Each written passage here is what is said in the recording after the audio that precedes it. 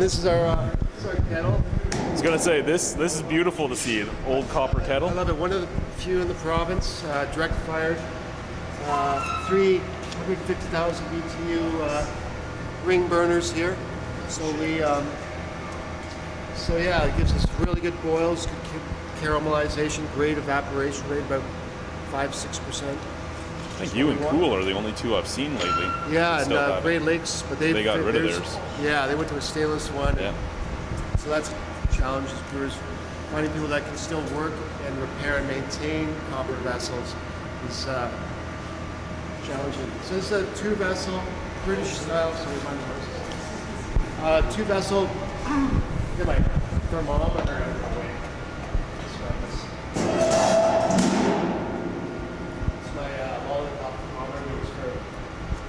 Mash. So it's my dipstick. What do you call it? So stop. The word pump. So that's the word pump there, and also like CIP, caustic in place for cleaning the brew house. And then the switch here is left one is for our hot liquor, which is the pump that's over there just by the grant for the mash tun. So so right now it's set up for like sparging, but when we're mashing in, I have a oh, we'll look in here. There's that. Hey, Rain Man. Look in, George. Look in, George.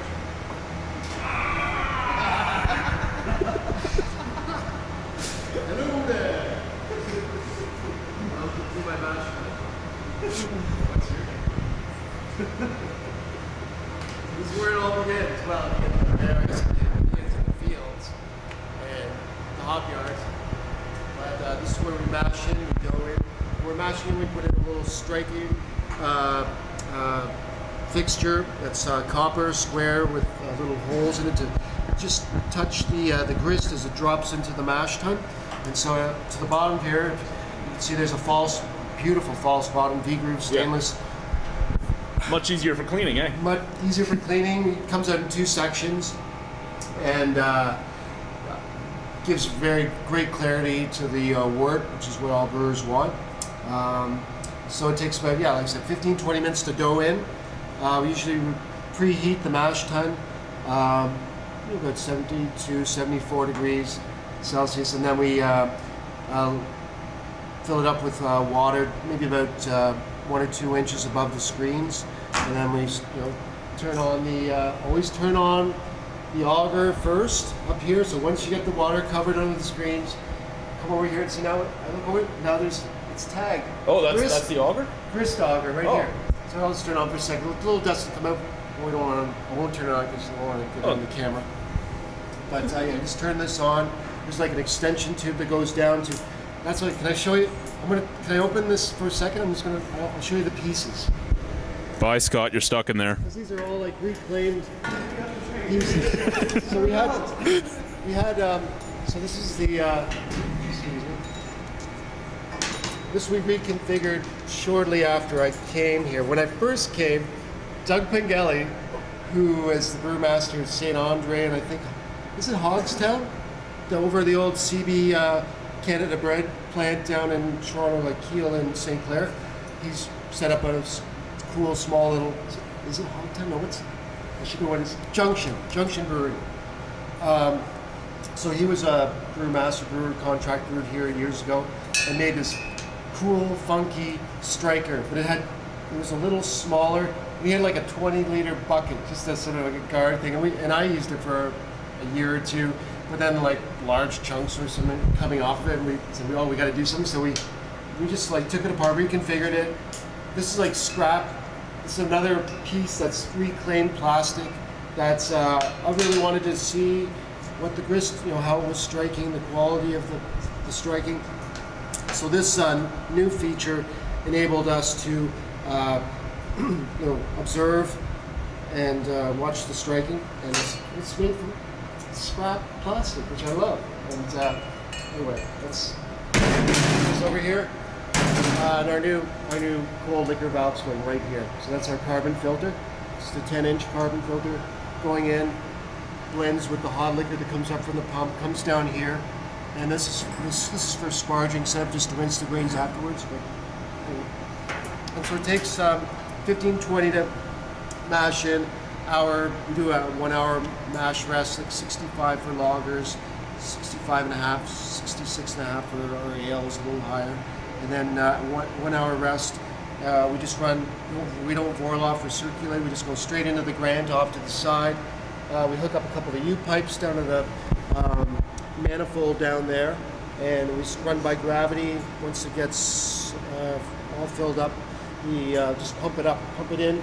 Once we cover the floor of the kettle by about, say, 2 inches, it's a domed kettle, concave, and so then we turn on the burners. Slowly turn on one burner at a time, a few minutes later, second, third, while we're heating up. It takes about an hour, hour and a quarter, hour and a half to get your full runoff. About 2,000 liters, 20 hex, just to right about there. Maximum 21, because if you get a boil over, be careful of boil over. Anyway, so yeah, and then we boil for an hour and a half. Bittering hops. Bittering hops at the beginning, we all know that. Like we use Saz and Spalter for our Pilsner. We use Hallertauer for our light. Tettnang for the Harvest Lager. We use Magnum Fuggles for the dark. What else? I'm thinking Magnum Fuggles for the stout. Centennial. I think we use Magnum as well with the red ale. And then aroma hops, Saws, Goldens, Fuggles. I don't know. Turn it into cat food. No, but maybe we could. We have a friend and farmer that we have a relationship with. Is Clint Saunders. Works up at the barns at OAC. He's a great guy. He has a farm just about 25 minutes outside of town. And so he collects our spent grain for us, has done for years before I started too. And so brewers are very dependent on their farmers and usually have very good relationships. And so not only does he get the grain, because without him collecting the grain kind of backs everything up. So I've worked at other larger breweries with like automated expelling systems and had to stop production because we were waiting for like a large toast. So yeah, we get awesome summer sausage. We get incredible summer sausage from Clint's locally managers with the Mountain Forest, and we enjoy that. Sorry, we didn't have some out. I just ran out of. What did I take? I was brewing with Mike Lackey, so I took the rest of my sausage down to Great Lakes last week. We made a Black Imperial as well. Fresh grad of UC Davis. Ken Wood, we love you, Ken. This is going to be our new cold liquor tank. We're extending. This is our old liquor thing we had over there. Then we built a new one a few years ago. So we're going to extend the legs upwards, so this tank just goes below the joists, and have a little catwalk around it. And so this will be pre-chilled, cooling water, strike water for a mash tun, cooling water for our hot wort, for fermentation. So we'll take it from usually about 11, 15 degrees. We'll be able to take this down to like 4 degrees, so we'll be using less water. We'll be able to shorten our cooling time as well, and but really importantly, reduce our water use. A lot of water, so everywhere we try to be as efficient as possible. And we look at other brewers, look at their efficiencies too. We learn from all our colleagues. So this is a trip. We also look at the heat exchange over here.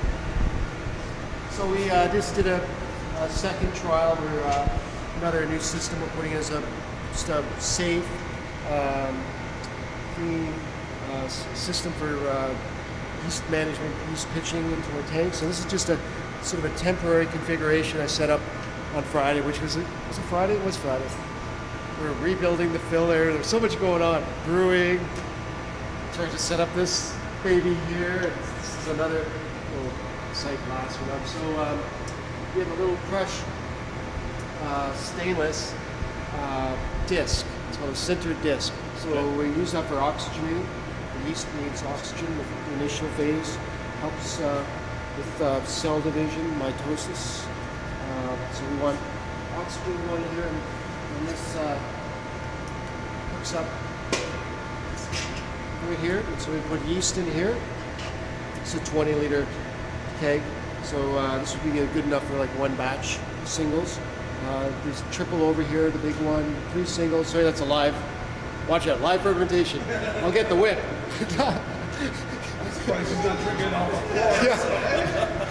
Yeah.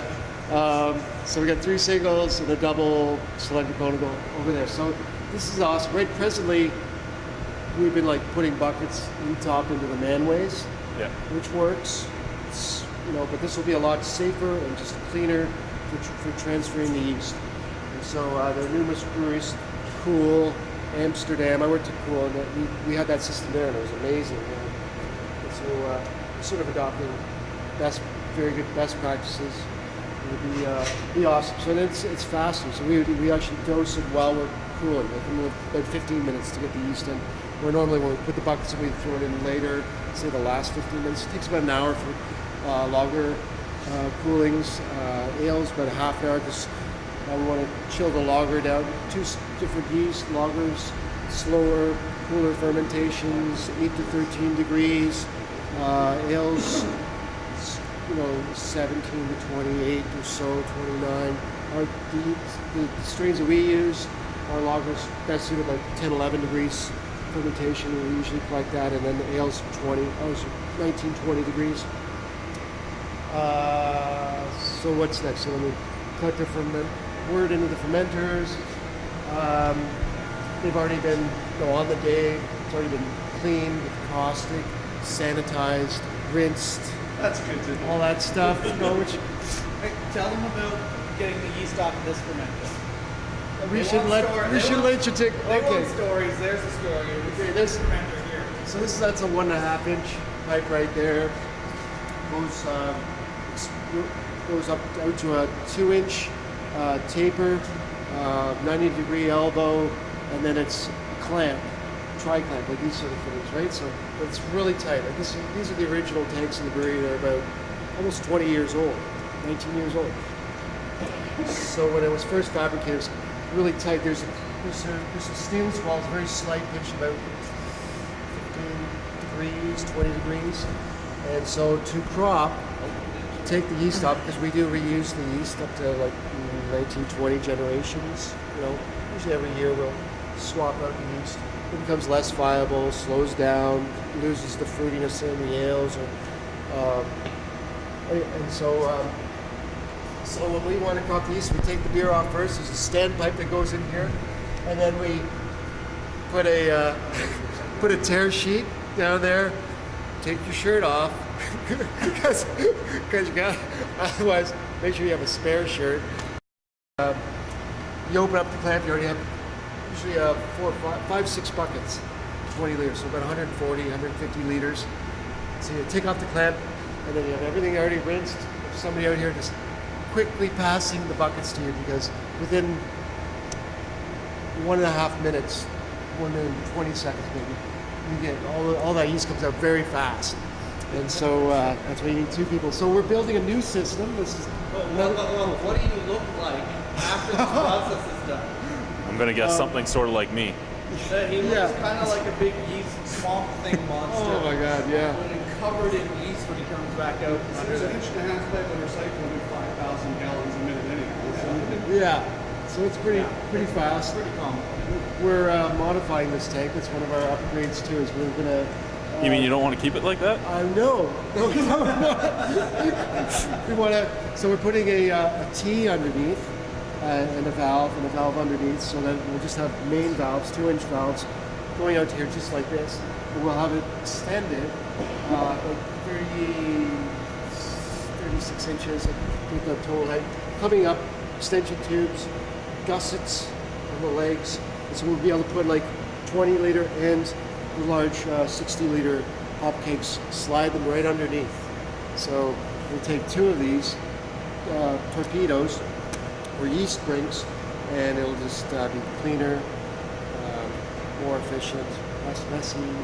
We also, can I show you one more thing? We'll walk over. So in the kiln or furnace, solids, heavy duty, all stainless. We built this, we needed a new hanger for our hoses, and it's just so well engineered, so over engineered. Like it will survive the brewery. The beer Armageddon, Beerumentary. So love that. It's one of the things I, God, can't get enough of it. And I'll show you the drumsticks. We had a flat, for 6-packs. Yep. So that's all we had. Though. We covered this to keep the dust out for the crown. This is the crowner here. So the filler, it's our sights, champagne filler, 12 head. Right now runs well. Used to run about 12, 13. It was running a little slow, but we did an overhaul last week, so we should be able to get it back up to about 24, 25 bottles, which is about as much as we run it out. So this is an old Bertolaso crowner, little hopper here. Had a cardboard cover on it, which kind of bugged me, and so I thought, found some more. Hey, there was more plastic. This came out of my dad's garage, and I'm an avid drummer. Well, no, I won't call myself a drummer. I'm a wannabe drummer. Andrew Henry, who's our star brewer, cellarman, he's an incredible drummer, and he's amazing, and he's an amazing brewer and one of the best filter operators, cellarman in the industry, I believe. Anyway, I had a great drummer. So, anyways, we were just thinking of handles, and these are drumsticks. I love it. So it's like we're channeling the rock gods coming into our bottling line every day. You can say that, but we already took a picture of the CDs when you guys listened to. We know it's not.